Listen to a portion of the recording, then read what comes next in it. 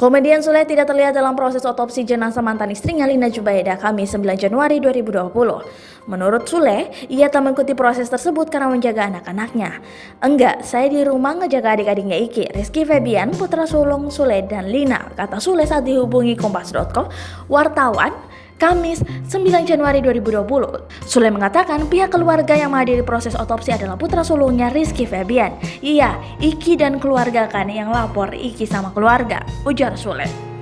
Sule enggan berkomentar terlalu jauh mengenai otopsi itu mengingat ia sudah tak terikat perkawinan dengan almarhumah Lina.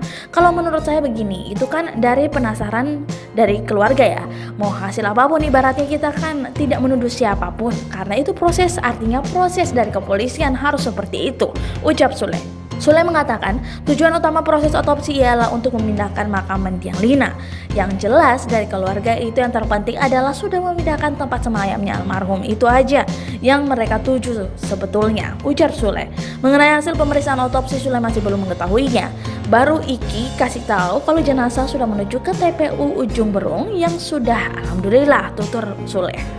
Adapun pagi tadi pukul 10.00 makam almarhumah Lina dibongkar polisi untuk melakukan autopsi. Setelah selesai, pihak keluarga Lina menyatakan jenazahnya akan dipindah dan dikebumikan di TPU Nagrog Ujung Berung, Bandung, tepat di samping makam ayah Lina Jubaida.